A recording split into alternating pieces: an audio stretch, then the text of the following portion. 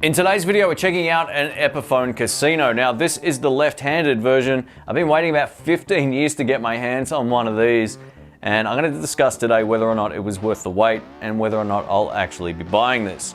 Let's get into it.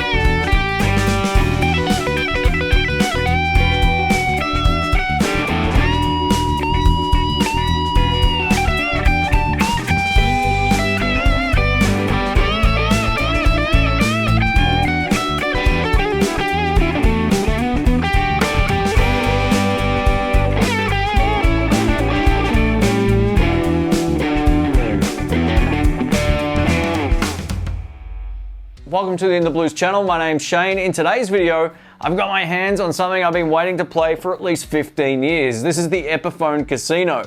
Let's take a look. Here's the guitar up close. One of the first things I noticed as soon as I picked this up was just how wonderfully light it is. It actually feels really great in the hand, and that's because there's no center block down the middle, which actually helps it be that little bit lighter. Now, there's some trade-offs to that, which we'll get to a little bit later, but it feels really, really comfortable. This finish is called Vintage Sunburst, and if you're a right-handed player, it also comes in two other colors. We get a slim D-taper neck, and the neck material is mahogany. The tuners are Epiphone's vintage style tuners, and the tuning reliability has been really good. One of the cool features is we get the parallelogram style trapezoid inlays, which are kind of like a slanted rectangle kind of. I think they look really good, and the fretboard is Pal Ferro. One of the things I'm not crazy about is it's a 16th fret neck join, and to me, it feels a little bit crowded as soon as you start getting up past about the 13th fret. So if you like to play high, I would probably give this guitar a miss. Now, the star of the show, without question, would be these pickups. If you're into P90 pickups, then yes, I smashed my finger. Now, these are straight up single coil pickups, and they're also more of a vintage sound. So they don't handle gain very well, and we'll get into that in the video. Now, I really think the tailpiece looks great. This is what they call a traditional trapeze. So it's basically attached to the bottom of the guitar, and then it floats across the top of the bridge here. It really adds to the aesthetic. Visually, this is really, really beautiful. When it comes to the controls, as a lefty, on is forwards, which is how it should be on all guitars ever made in history, but a lot of guitar companies don't do that, including Gibson. So we get two volume controls and two tone controls. One of the things that really shocks me about the Epiphone Casino is just how close the toggle switch is to the scratch plate. I mean, look at that. It's right there. If I put it in the down position, it's almost touching. I know you can angle this off a little bit, but either way, it's still going to be awkwardly close to this. Firstly, a massive thank you to Sky Music here in Melbourne, Australia for the loan of this guitar. If you live in Australia, links to them will be below.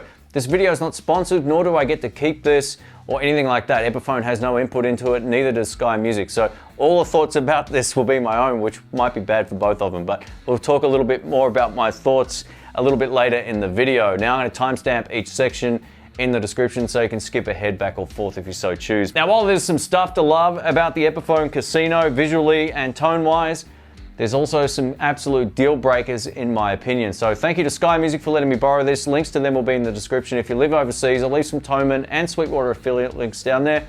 They help support the channel at no extra cost to you. All right, let's make some noise. Let's start off with some clean tones. I'm plugged into my Fender Blues Deluxe Reissue amplifier on the clean channel. This is without any other effect on right now other than just a little bit of amp reverb. Neck pickup, here we go.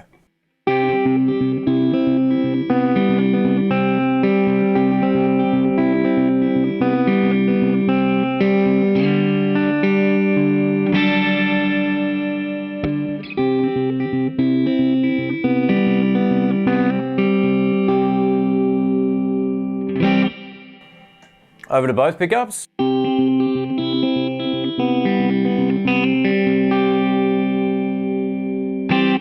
I find that much better on both pickups than neck pickup on its own. It's much clearer and it's a more usable tone in the context of a mix. That's just my opinion. Let's turn the neck pickup down a little bit.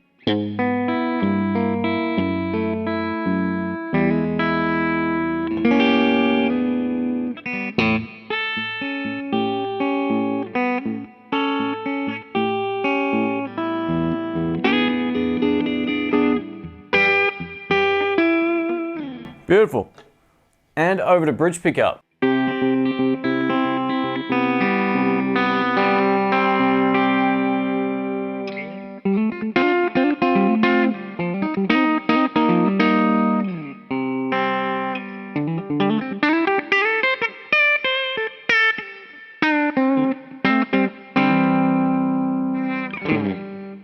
Bridge pickup is one of my favorites, just in terms of that spanky tone and clarity. I really dig it. Neck pickup, if I was to do any of that sort of percussive finger picking stuff, it sounds alright, but it lacks that attack. Yeah, I much prefer bridge pickup and both pickups together over neck, especially clean. One of the things these guitars are best known for is for the bluesy tone. So we're going to try that now, being that the channel's in the blues. We're going to give it a go. And this is thanks to the Royal Flush Dual overdrive pedal on the right-hand side. So the lower gain side, this is bridge pickup.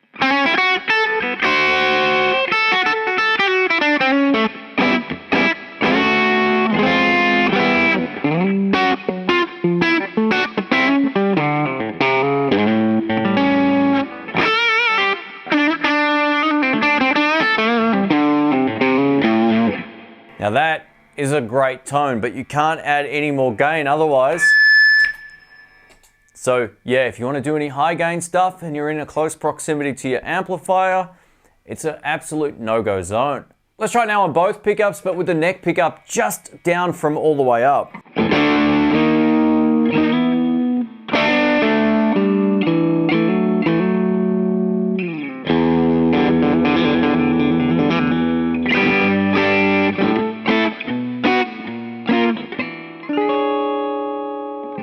Beautiful. And over to neck. Let's give this a go.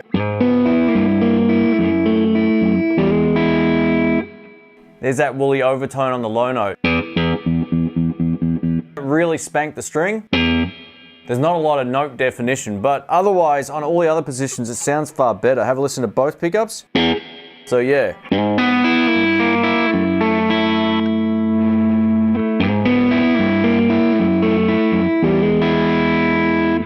That's inherent of a lot of these sort of arch top or hollow body guitars, but it is what it is. You'll either like that or you won't, but it's definitely worth pointing out. And now I've cranked up the gain just a little bit, and we're going to start with the volume control down and see if we can get a usable tone on the neck pickup, but with the volume not all the way up. Here we go.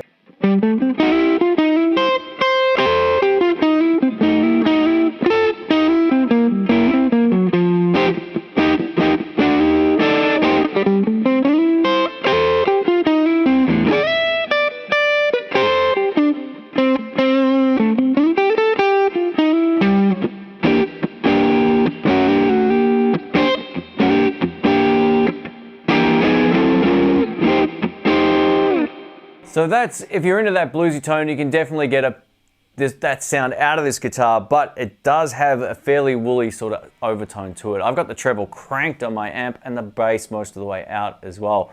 The treble on the pedals up, so that's about as bright as it's going to sound with the volume control down. Now let's crank it up.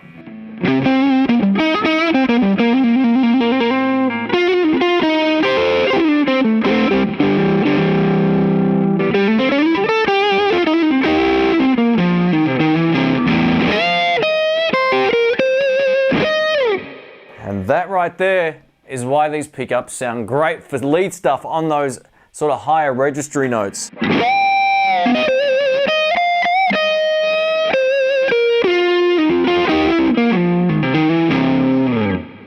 As I mentioned at the start of this video, I've been waiting 15 years to get one of these in my hands. As a lefty, they're nowhere other than Japan at one point in time. You just couldn't get them anywhere. So I know some people might have scored one somehow, but I've not ever come across one of these anywhere. Now, I gotta give you my thoughts about this guitar and why I wouldn't buy it personally. So there's a few things about it that I couldn't live with. The first thing is it's really tough to play anywhere up past about the 13th fret. Even to, say, play the pentatonic off the G, it's really hard. Your fingers are all bunched up, and I like playing up high, and even if you're playing in, say, A, it's really, really hard to get up here, so that's a little bit of a deal breaker for me. I'm gonna get to some of the positives as well, but you need to know this if you're going into it. I don't like the neck pickup tone on its own a whole lot either, especially down low on these lower strings.